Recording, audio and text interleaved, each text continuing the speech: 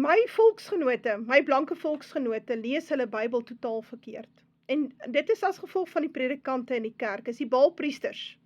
Die kerke van vandag is die baalpriesters van die ou dae, is dieselfde geloof wat hulle deesdae verkondig.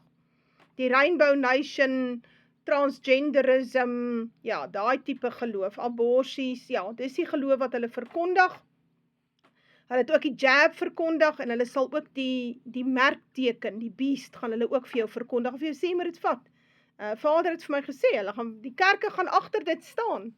So, maar iemand het vir my nou 'n boodskap gestuur, en is baie moeilik om met die volk te redeneer, want dit is asof hulle nie die sin sien, hulle verstaan nie hulle Bybels nie.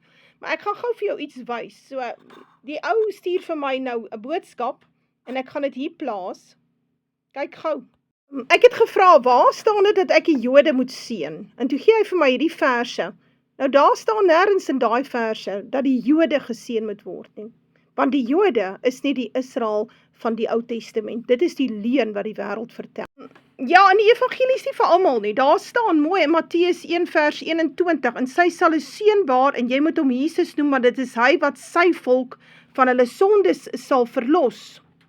Maar dan kom hy ook in Matteus 10, dan sê hy, die 12 is uitgestuur en gesê, moenie gaan na die heidene nie, moenie gaan na die Samaritane nie, want hulle was pastors, maar gaan na die verlore skape van die huis van Israel, want julle gaan nie klaar kry met die stede van Israel, voor ek kom nie, so julle het nie nog tyd om ander plek heen te gaan nie.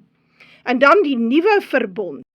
God werk kontraktueel, en hier staan baie duidelik, want hy berisp hulle en sê, kyk daar kom daar, spreek die Here dat ek met die huis van Israel en die huis van Juda 'n nuwe verbond sal tot stand bring.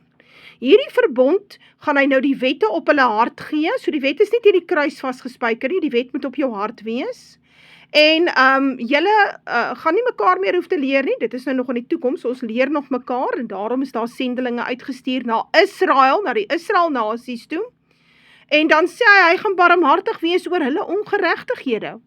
Nêrens is daar gesê, dit is vir almal nie. God verander nie. Nêrens is hierdie verbond verander nie, want as dit verander is, dat dit na almal toe gegaan het, almal kan nou gered word, en almal kan nou inkom, dan was daar nie iets soos die woord uitverkiesing, of uitverkorenis in die Bybel nie. Slegs Israel is die uitverkorenis, maar dit mag ons nie hardop sê nie. Behalwe as ons sê, dis die Jode. As ek sê, die Israel van die Bybel is vandag die blanke westerse nasies, en hulle is die uitverkorenis, dan is ek dan so 'n rasis. Die kerke leg vir die volk. Nêrens het God almal gemaak, of almal kom red nie.